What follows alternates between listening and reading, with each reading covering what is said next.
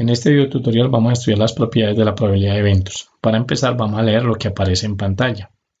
Nos dice, a partir de la definición de probabilidad se establece que, recordemos primero cuál es la definición de la probabilidad de un evento. La probabilidad del evento A es igual al cociente entre el número de posibilidades del evento A sobre el número de elementos del espacio muestral.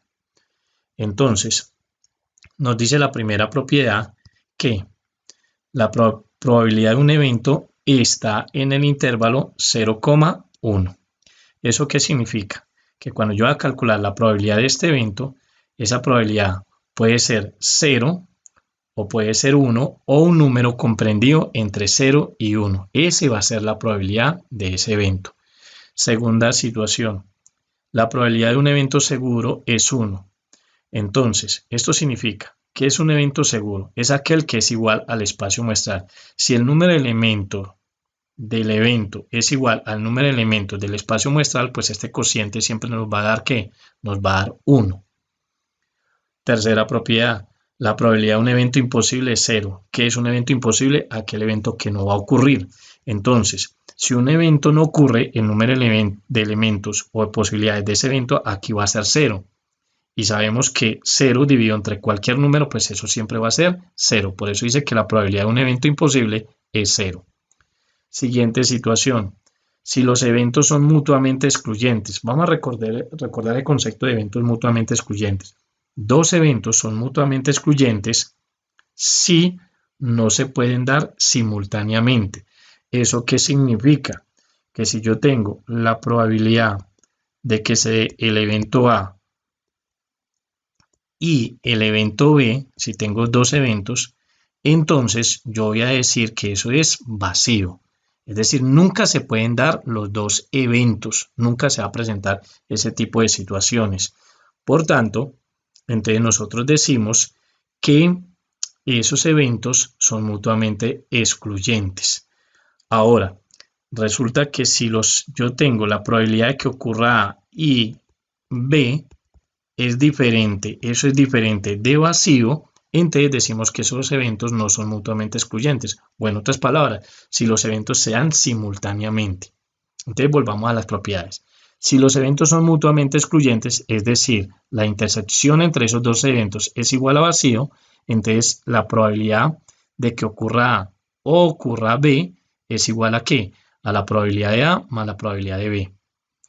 Siguiente, ahora, si esos eventos no son mutuamente excluyentes, es decir, la intersección entre esos dos eventos es diferente de vacío, entonces vamos a decir que la probabilidad de que ocurra A o ocurra B es igual a la probabilidad de A más la probabilidad de B menos la probabilidad de A y B.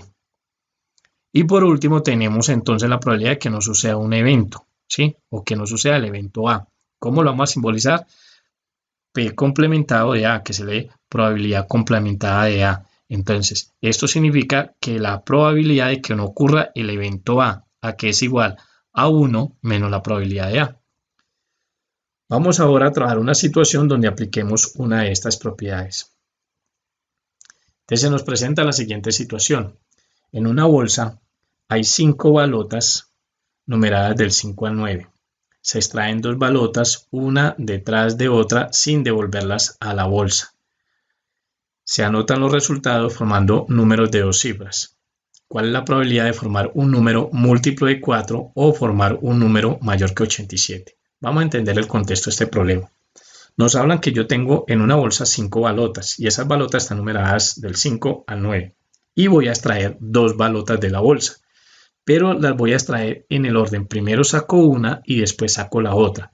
Ahora, lo que hemos de tener en cuenta es que yo saco una balota y no la devuelvo a la bolsa, queda por fuera. Saco la segunda balota y tampoco la voy a volver a la bolsa. Esto me dice que aquí no hay repetición. No se puede dar repetición porque si saco el número 5, no hay forma que vuelva a sacar el número 5 porque ya queda por fuera. Entonces no hay repetición. Luego nos dice que se anotan los resultados formando números de 2 cifras. Entonces aquí, si voy a formar un número de 2 cifras y es lógico, saco una y luego saco la otra, se va a formar un número de 2 cifras. Y aquí nos está diciendo que importa el orden. ¿Por qué? Yo puedo sacar primero el número 5 y luego el número 8, formaría el número 58. pero se puede dar que primero saque el 8 y después saque el 5, entonces formaría el número 85. Entonces son dos números diferentes, por eso importa el orden. Ahora, nos hablan de determinar la probabilidad de formar un número múltiplo de 4, o sea, ese número de dos cifras que sea múltiplo de 4 o que forme un número mayor que 87. De aquí tenemos dos eventos. Un evento que sea múltiplo de 4 y el otro evento consiste en que sea un número mayor que 87. En esta situación se puede presentar esto, que el número que se forme sea solo múltiplo de 4 o que el número que se forme de dos cifras sea mayor que 87. Pero también se puede presentar la situación que el número que forme de dos cifras sea un número múltiplo de 4 y un número mayor que 87. Por lo tanto, como tengo dos eventos, entre de las propiedades que acabé de mencionar, vamos a tener en cuenta si los eventos son mutuamente excluyentes o no lo son. Y recordemos que si no son mutuamente excluyentes, es decir, que no se va a dar una situación de que el número de dos cifras que yo forme sea múltiplo de 4 y mayor que 87, para decir que son mutuamente excluyentes. Si se da la situación de que el número que forme de dos cifras sea múltiplo de 4 y a su vez mayor que 87, entonces esos eventos no son mutuamente excluyentes. Entonces, para saber cuál es la fórmula que vamos a utilizar para calcular la probabilidad. Recordemos entonces que el concepto de probabilidad de un evento, la probabilidad de que ocurra el evento A es igual a ¿qué? Al número de elementos del evento A sobre el número de elementos del espacio muestral. Por ende, a partir de ese concepto, lo primero que vamos a determinar es el número de elementos del espacio muestral. Y para nosotros sacar el número de elementos del espacio muestral, que cometí un error porque estamos calculando número de elementos, ¿sí? Entonces, escribimos SS, los elementos que pertenecen al espacio muestral. Entonces, ¿en qué consiste esos elementos? En que yo voy a formar números de dos cifras. Como saco una balota y después saco la otra, entonces voy a formar número de cifras. Entonces, ¿qué se puede presentar cuando yo extraigo eso? Que la primera que saque sea el número 5 y la segunda sea el número 6. Entonces voy a formar el número 56. Pero también se puede formar el número 57. O se puede formar el número 58 o se puede formar el número 59. Mire que como yo no devuelvo las balotas a la bolsa, por eso no hay repetición. Si yo la devolviera antes se me podía formar el número 55 o el número 66 o el número 77 o el número 88 o el número 99. Esos números no se van a dar porque yo saco un número y una balota, perdón, y esa no se devuelve a la bolsa. Entonces aquí me está diciendo que el primero que saqué fue el 5 y el segundo el 6. O el primero que saque sea el 5 y el segundo el 7, o el primero que saco sea el 5 y el segundo el 8, o el primero que saque sea el 5 y el segundo 9. Ahora, también se puede presentar que se me forme el número 65, o se me forme el número 67, o se me forme el número 68, o el número 69. También se puede presentar que se me forme el número 75, se me forme el número 76, el número 78 o el número 79. También se puede formar el número 85, el número 86, el número 87, el número 89, aquí cometí un error, recuerde que no hay repetición, el número 89, o también se me puede presentar el número 95, el número 96, el número 97 o el número 98. Esos son todos los números que se me pueden formar con dos balotas extrayéndolas de la bolsa. Entonces me pueden formar 56, 57, 58, 59, etc. Mire que aquí están los números del 5 al 9. Ahí los tenemos. Entonces son todos los números que se pueden formar, o sea, todas las opciones que existen al sacar dos balotas de la bolsa, teniendo en cuenta que primero saco una y después saco la otra. En eso consiste el espacio muestral, ¿sí? En cuáles son los números que se pueden formar siguiendo el experimento. Ahora, lo que vamos a hacer es sacar el número de posibilidades que se dé el evento. Entonces vamos a llamar el evento E, y el evento E consiste en que esos números que se formen sean múltiplos de 4. Entonces, si yo miro todos estos resultados del espacio muestral, los únicos que son múltiplos de 4, es decir, que se dejan dividir exactamente entre 4, sería el número 56, el número 68, el número 76 y el número 96. Esos son los únicos del espacio muestral que son múltiplos de 4. Ahora cojamos el segundo evento, que sean mayor que 87 y voy a llamar ese evento F. Entonces, que sean mayores que 87, entonces serían el 89, que sería el 95, el 96, el 97 y el 98. Ahí ya tengo las posibilidades de que el evento F que sea mayor que 87 y el evento E que sea un número múltiplo de 4. Ahora, como tengo dos eventos, entonces vamos a analizarlos si son mutuamente excluyentes o no son. ¿Qué observo en esto?